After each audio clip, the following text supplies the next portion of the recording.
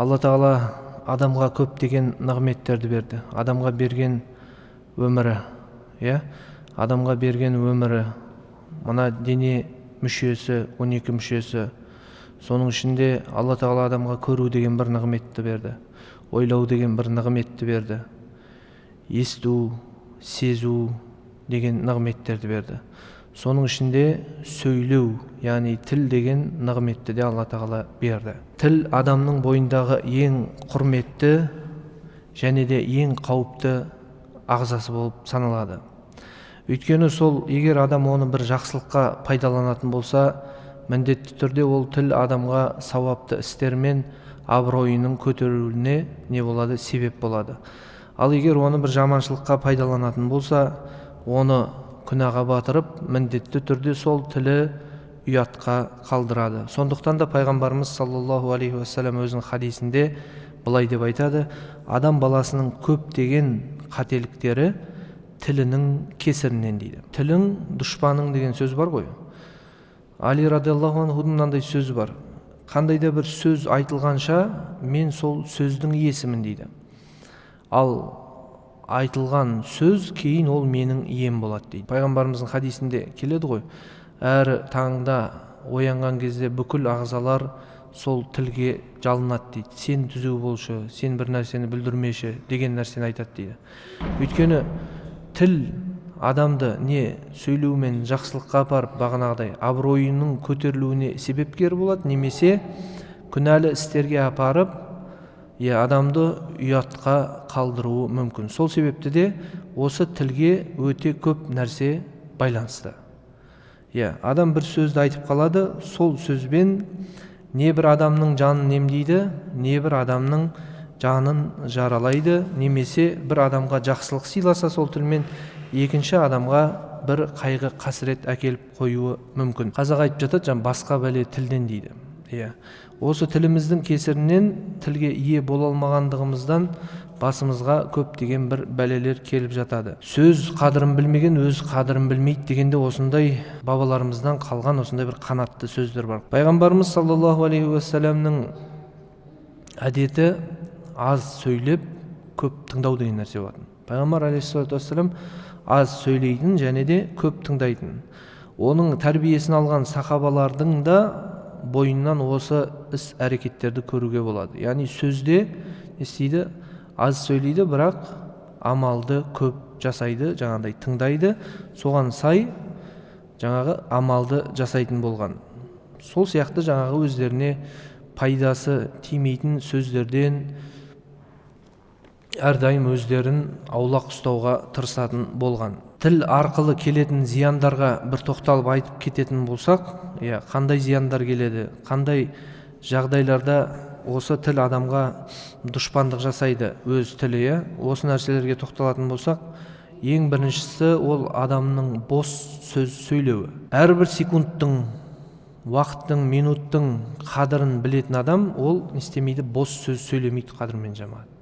Ол адам бос сөз сөйлемейді, яғни бос уақытын өткізбеген сияқты сөзінде бос сөзбен жаңағыдай істемейді, өзін алаңдатпайды. Пайғамбар саллаллаху алейхи уассаламның хадисінде: «Мин хуснил ислами әл-мар'i таркуху ма ла яғнихи». Өзіңе пайда болмаған нәрсені тәрк ету исламның көркі, яғни кісінің жақсы мұсылман болуының белгісі дейді.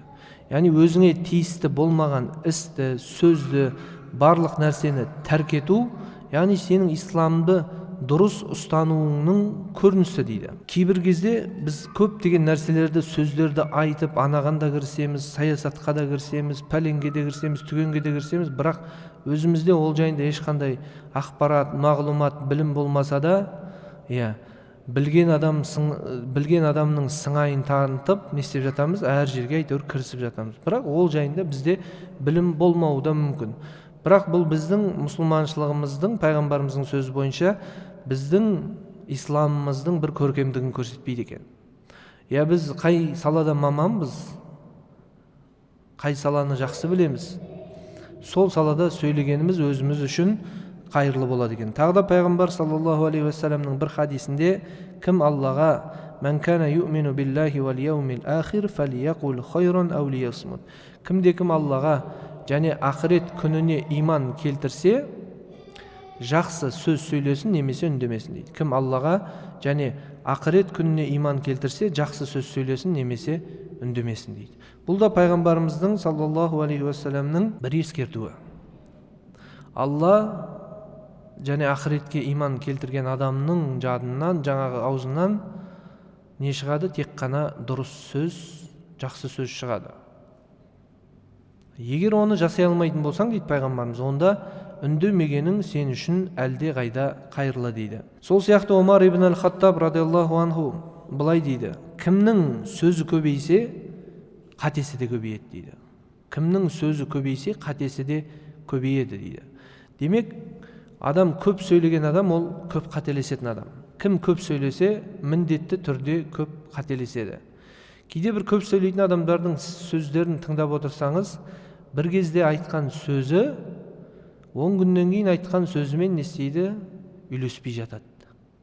Демек, көп сөйлеген адам көп қателеседі. Өйткені адам не істейді? Ол шындықты айтып жатса да мүмкін ұмытып қалуы мүмкін. Сол себепті жаңа сөздер үйлеспей жатуы мүмкін. Өтірік айтса, ол сірә ғой енді. Бір кезде айтқан өтірігін келесі өтірігімен не істейді? Үйлеспейді. Сол себепті адам баласы аз сөйлегені мүминнің өзі үшін жақсырақ дейді пайғамбарымыз. Бір данышпаннан сұраған екен: осындай даналыққа қалай жеттіңіз деген ғой. Сонда білген нәрсемді сұрамадым, керексіз нәрсені сөйлемедім деген екен.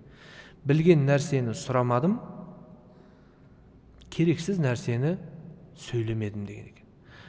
Бізде біреудің біліп тұрған нәрсесін, біреуді сынау үшін сол білем екен, соның содан хабары бар ма екен, білімі қаншалықты дәрежеде екен деп сынау үшін не істеп, сондай сын сұрақты қойып жататындар болады. Өзі сын сұрақ, сонымен шын сұрақ деген екі түрлі не болады? Сұрақ болады. Адамды біледі ма, білмейді ма, осыны тексерейінші деген мақсатта адам сұрауы мүмкін. Бірақ жаңағы данышпанның сөзі бойынша не дейді? Білген нәрсемді мен сұрамадым дейді. Ал керексіз нәрсені сөйлемедім дейді. Сол үшін қажеті болмаған нәрсені адам не істемеу керек? Сөйлемеу керек, және де білген нәрсесін сұрай бермегені өзінің жаңағы даналыққа жетуінің бір жолы екен. Келесі нәрсесі, ол пайдасы жоқ сөздерге еру. Бұндай сөздер қандай жерлерде болады дейміз ғой? Қандай ортада болады десе, көбінесе шетін орталарда осындай пайдасыз сөздер өте көп болады. Ішімдік ішетін, жаңағы бұзақы отырыстар болады ғой, сондай жерлерде осындай пайдасыз сөздер көп айтылады. Сол себепті бұндай сөздерден де біз не істеуіміз керек? Сақтануымыз керек. Абу Хурайрадан жеткен хадисте Алла елшісі, Алла тағаланың оған салауаты мен сәлемі болсын, былай дейді: пенде білмеген халде бір сөзді айтады, және сол арқылы тозақтың батыс пен шығыс арасынан да терең жеріне барып түседі дейді. Күнделікті осы біздің өмірімізде кездесіп жататын дау-дамай, ұрыс жанжал, талас тартыс, бұлардың барлығы да сол пайдасыз сөзге жақын. Бұлардың барлығы да сол пайдасыз сөздерге жақын. Сол сияқты жаңағы жалған жолмен ілімсіз күйде дауласу да осы пайдасыз сөздердің қатарына жатады. Өйткені жаңағы ол адамның жүрегін көре алмаушылыққа толтырады, ашуды тудырып, біреудің ар-намысына тіл тигізу деген нәрсеге алып барады. Пайғамбар саллаллаху алейхи уассалам өзінің хадисінде былай дейді: сенің дауласуың күнәһар болуың үшін жеткілікті дейді. Сенің дауласуың күнәһар болуың үшін жеткілікті дейді. Сол үшін мүмин адам барынша, қаншалықты өзінікі рас, тура болып тұрса да, сол дау деген нәрседен басын ала қашқан жөн.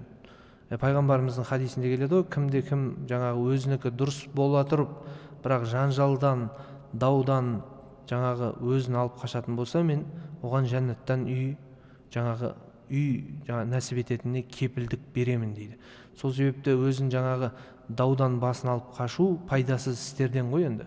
Бұл даудамайдың өзі де адамға былай қараған кезде ешқандай пайдасы жоқ істерден болып саналады. Сол себепті мұмин адам тек қана өзіне, дүниесіне, ақыретіне пайдалы болған істермен ғана айналысады екен. Тағы да пайғамбарымыз алейхиссалату вассаламның хадисінде Алла үшін адамдардың ең жағымсызы ол таласушы дейді.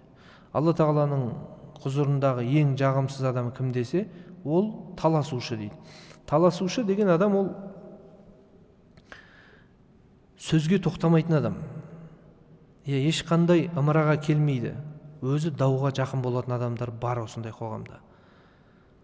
Қоғамда сондай адамдар бар.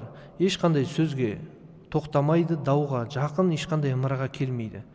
Қандай сөз айтылмасын, ақиқат айтылып жатса да, дұрыс шындық айтылып жатса да, өзінің нәпсінің жетегінде кетіп, әрдайым тек қана менікі дұрыс деп үйреніп қалған адам не істейді? Әрдайым таласқыш болады.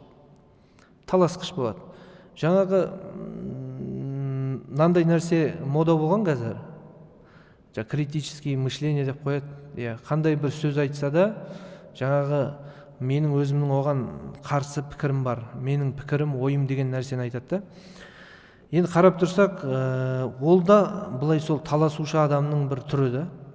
Дұрыс нәрсе айтылып жатса да, соған өзінің бір пікірін айтып, ол жоқ, негізі былай болу керек деген нәрсені айтып қалып жатады. Бірақ былай қарап тұрсаң, оны көпшілік мойындаған, ел жұрт халық көпшілігі құп көрген нәрсенің өзіне ол қасарысып, менің негізі бұған қатысты пікірім осындай еді деп өзінің пікірін айтып қалатын таласушы адамдар болады.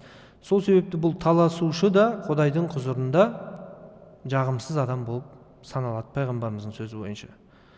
Сол себепті қандай сөз айтылса да, адам барынша, мұмин адам, мұсылман адам өзін сол пайдасы жоқ даудан, сөзден әрдайым өзінің бойын аулақ ұстаған, өзі үшін, өзінің иманы үшін, адамдығы үшін өте маңызды болып табылады. Негізі сол бір ауыз жылы сөзбен әрбір науқастың жаңағы дертін емдеуге болады.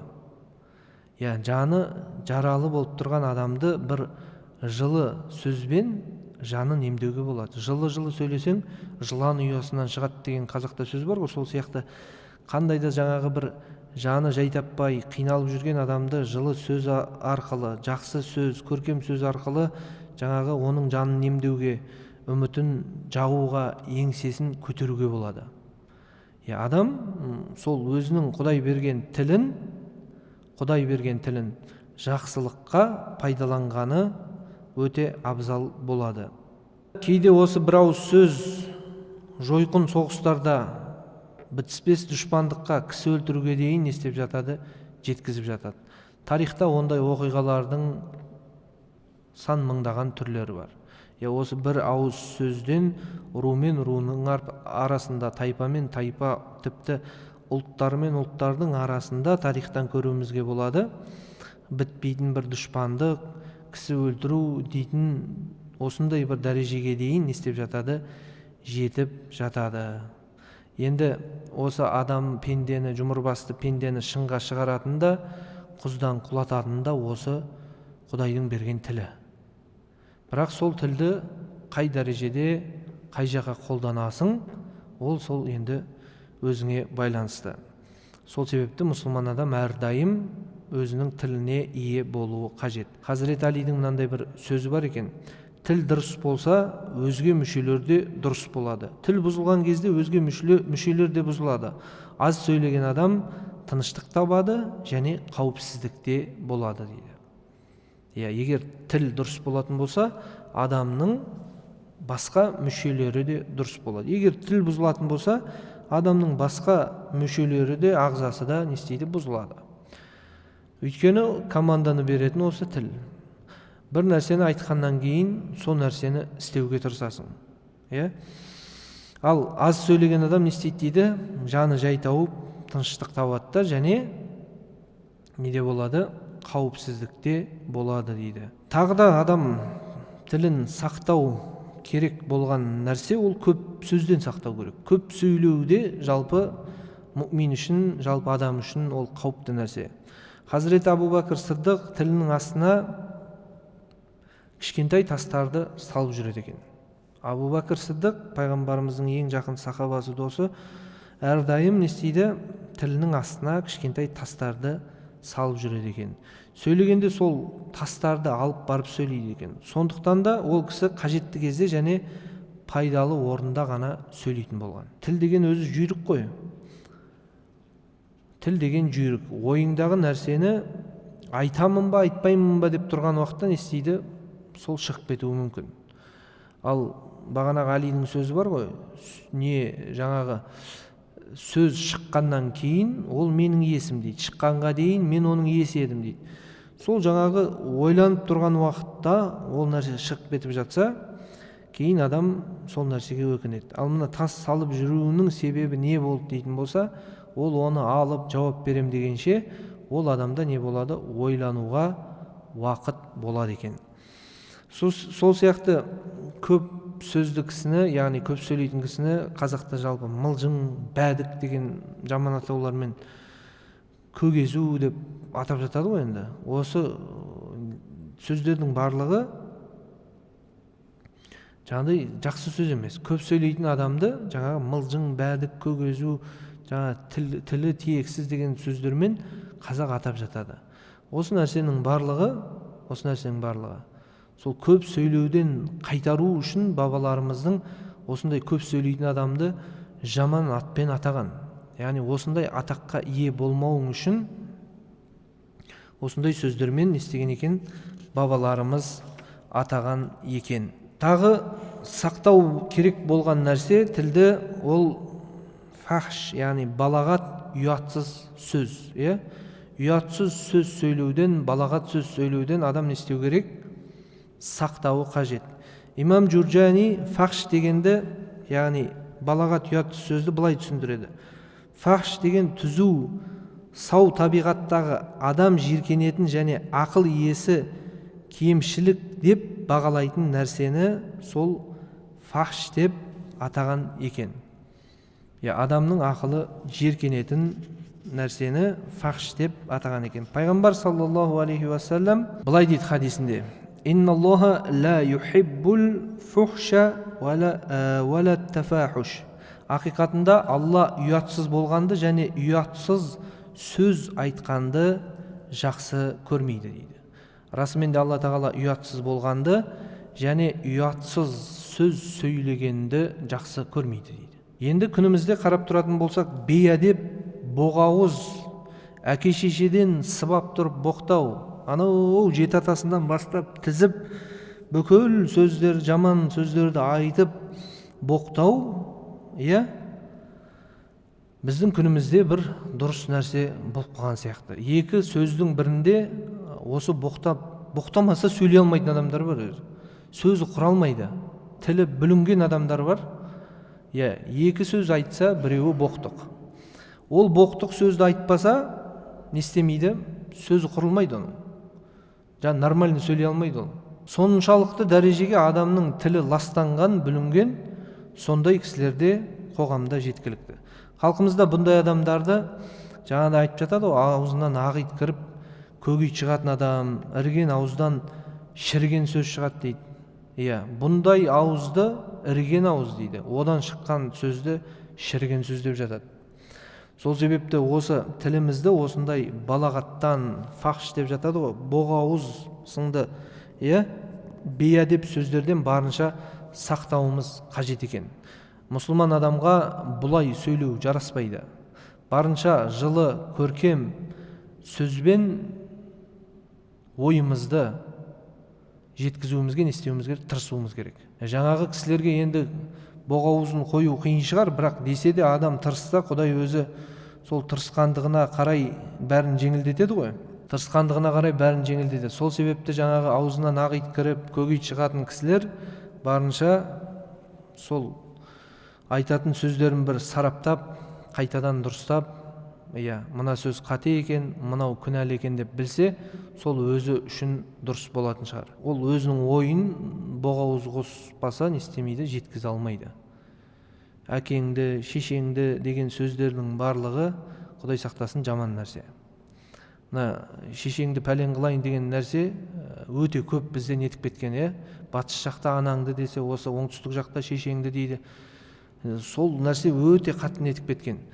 Енді осыған қатысты пайғамбарымыз саллаллаху алейхи уассалам былай дейді: егер біреудің шешесінен сөйтіп боқтайтын болса, жаңа шешеңмен зина қылайын деген сөз ғой, солай боқтайтын болса дейді, оның күнәсі өзінің шешесімен де сондай жасағанмен тең дейді. Неге десе, біреуді айтылған нәрсе ол міндетті түрде не істейді? Өзіне қайтып келеді дейді. Біреуге айтылған нәрсе ол міндетті түрде өзіне қайтады. Сол себепті бұл нәрседен де әсіресе жастар, енді үлкен кісілер де бар ондай, Құдай сақтасын. Анау қария болып жүрген кісілер, бата бер десең жаңағындай нәрселерді айтып тұратын кісілер де бар, Алла сақтасын. Өте бұл жаман нәрсе, қатты сіңіп кеткен. Бұдан қатты сақ болуымыз керек. Әсіресе мынау боғауыз, бейәдеп сөздер, қалай болса сөйлеу, содан барынша сақ болуымыз керек. Тағы да сақтануымыз керек болған нәрсе ол мазақтау. Енді тіл Құдай тағаланың берген нығметі ғой. Енді мазақ деген сөз негізі әзіл деген мағынаны білдіреді. Әзілдесуге болады. Қандай нәрсемен дейтін болса, ақиқат нәрсемен әзілдеуге болады. Ақиқатты айтып әзілдеуге ислам не дейді? Рұқсат береді. Бірақ біреуді келеке етіп, оның ар-намысына тию, келеме жету, кемсіту, ғайбат, өтірік нәрсемен әзілді құрастыру, бұл исламда харам болып саналады. Яғни оның бойында жоқ нәрсені оған жаңағы таңып барып, оның үстінен прикол ұстау ғой, әзілдеу. Ол не істейді? Исламда харам етіледі. Оны кемсіту арқылы онымен әзілдесу не істейді? Исламда ол да харам. Ғайбат арқылы әзілдесу ол да харам етілген. Пайғамбар саллаллаху алейхи уассалам қалжыңдасқанды ұнататын болған. Бірақ тек шындықпен, ақиқатпен қалжыңдайтын болған. Алла елшісі саллаллаху алейхи уассаламның алдына бір үлкен жастағы, егде жастағы апа кемпір келеді ғой. Сол кемпір келіп пайғамбар саллаллаху алейхи уассаламнан: "Я Алланың елшісі, мен жәннатқа кіремін ба?" деп сұрайды. Ол кісі айтады: "Кемпірлер жәннатқа кірмейді" дейді. Сонымен ана кісінің жаңағы көңіл күйі түсіп, бұрылып кетіп бара жатқан кезде пайғамбарымыз: "Тоқтаңыз, сіз кемпір күйінде емес, қыз күйінде кіресіз" деп айтады. Міне осындай жаңағыдай әзілдер болатын болса, ақиқатқа негізделген. Бұны ислам рұқсат береді. Ал жаңағындай нәрселермен мазақтау, Алла сақтасын, ол адамның намысына тию болып саналады. Осыған қатысты қасиетті Құранда Алла тағала қиямет күні кәпірлердің қиын жағдайға түсу себебін былай деп баяндайды Ғафир сүресінде: "Мұның себебі сендер жер бетінде беттеріңмен кетіп, орынсыз ойнап күлетін және азғындықта тым шектен шығатын едіңдер" дейді. Азғындықта тым шектен шығып, орынсыз ойнап күлудің өзіне де ислам тыйым салады. Барынша орынсыз ойнап күлуден біз мұсылман адам тыйылу қажет екен. Пайғамбар саллаллаху алейхи уассаламның тағы бір хадисінде: "Көп күлуден сақтандар, өйткені көп күлу жүректі бұзып, жүздің нұрын кетіреді" дейді. Тағы бір хадисінде айтқандай, жүректі өлтіреді деген сөзі де бар пайғамбарымыз. Сол себепті себепсіз күле беру әрбір нәрсеге ол адамның жүзіндегі нұрды кетіріп, адамның жүрегін бұзады екен. Күлмеу деген нәрсе жоқ, ойбай бетті бейтіп жырайтып алып жүру деген нәрсе жоқ. Пайғамбарымыз әрдайым жымиып жүретін болған. Мұсылман бауырыңды көрген кезде оны оған жымию садақа дейді ғой пайғамбарымыз. Оған жымиюдың өзі садақа дейді. Басқа бір адамға жылы жүзбен қарсы алып алу, ол да бір жақсы іс, садақа деп жатыр. Жаңа біз бүйтіп түр жасап алатын болсақ, ондай нәрсе емес ол. Жымиып жүру деген нәрсе бар. Бірақ жаңағындай орынсыз мынандай бір кемсіту, өтірік, прикол деген нәрселерге күле беру адамның жүрегін өлтіреді деп осы нәрсеге қатысты айтып жатыр ол. Саид ибн Ас деген кісі, Алла тағала ол кісіден разы болсын, баласына өсиет айтып отырып былай деген: "Балам, үлкен кісілерді мазақтама, өйткені олар кек сақтап қалады. Кіші адамдарды келемештеме, өйткені саған басымдық көрсете бастайды" дейді. Үлкен адамдарды мазақтама, өйткені олар не істейді, саған кек сақтап қалады. Ал кіші адамдарды келемештейтін болсаң, олар саған не істейді, басымдық көрсете бастайды дейді.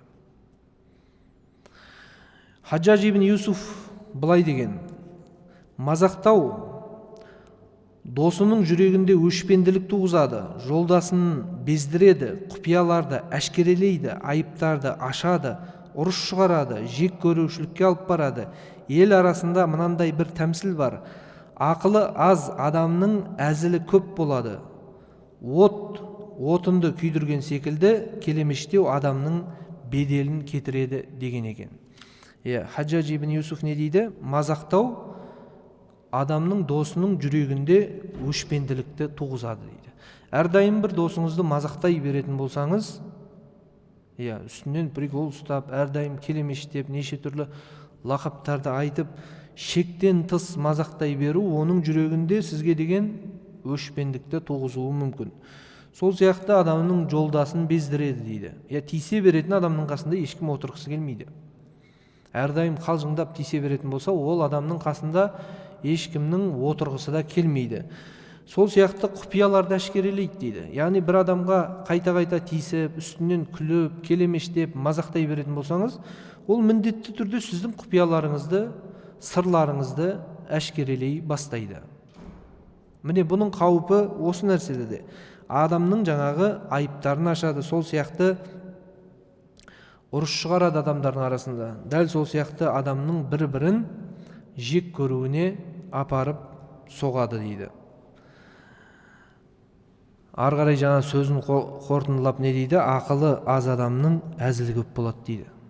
Ақылы аз адамның әзілі көп болады дейді. Бұл да бір қатты ойланатын сөзді негізі. Күнімізде біз анау әзілкештерді өзімізге бір тұтып алғанбыз. Пранкерлар бар, блогерлар неше түрлі жүргізіп жатыр ғой. Миллиондаған адам соларды оқиды, көреді, таратады бір-біріне. Олар бір ақылдылықтан істеп жатқан жоқ ол нәрсені. Ол ақылдың көрсеткіші емес. Бір үлгі тұтатын адамдар емес.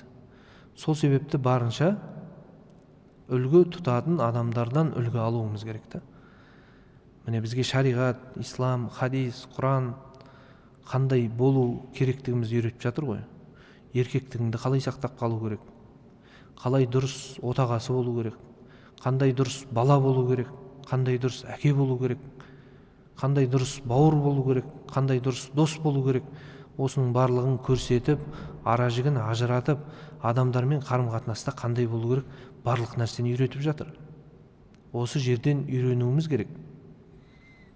Яғни Инстаграмнан, тиктоктан емес. Тағы да тілдің кесапаттарының бірі енді ол өтірік сөйлеу.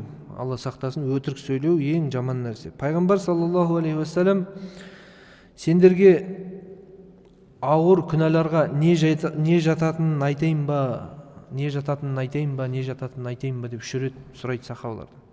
Ауыр күнә деген не деген үш рет қайталап сұрайды. Сонда қасындағы отырған асхабтары әрине я Расулалла айтыңыз дейді. Сонда пайғамбар саллаллаху алейхи вассалам бұл Аллаға серік қосу, әке-шешеге құрметсіздік таныту дейді. Осыны айтқан кезде пайғамбар саллаллаху алейхи вассалам шынтағына бүйтіп жантайып жатқан еді дейді. Аллаға серік қосу, әке-шешеге жаңағы құрметсіздік көрсету деп өйстіп жатып айтқан еді дейді. Үлкен күнәлар деген осы деп. Содан кейін барып жантайып жатқаннан қайтадан бүйтіп орнына отырды да жалғастырып сөзін, расында ол өтірік айту және жалған куәлік беру деп қайталап айта бергені соншалықты айтуын қойса екен деп біз ішімізден ойлап кеттік дейді. Өтірік айту және жалған куәлік беру деп пайғамбарымыз тоқтамайған ғой, тоқтамаған айта берген. Үлкен күнә не деген кезде өтірік айту, жалған куәлік беру, өтірік айту, жалған куәлік беру деп тоқтамағаны соншалықты біз мынау тоқтаса екен деп ішімізден ойлап кеттік дейді. Алла тағала қасиетті Құранда өтірік айту туралы былай дейді: «Уәжтәнибу қауля зур», өтірік сөзден барынша аулақ болыңдар дейді.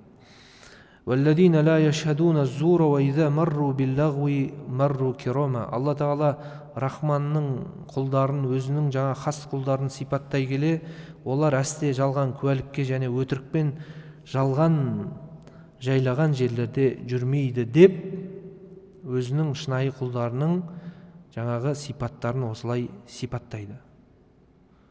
Міне өтірік айту деген нәрседе, Алла сақтасын, адамды үлкен бір құрдымға жіберетін нәрсе.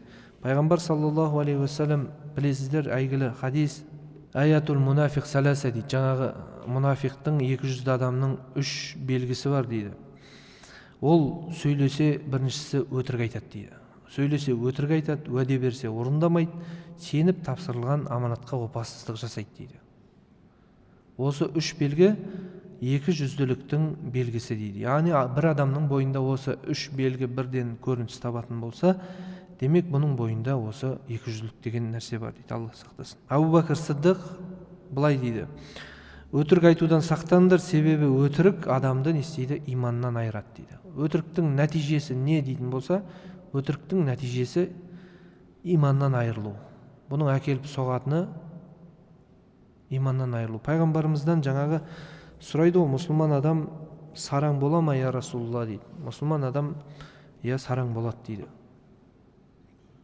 Мұсылман сараң бола алады. Қызғаншақ болуы мүмкін, бере алмайды, садақа бере алмайды, бауырымен бөлісе алмайды.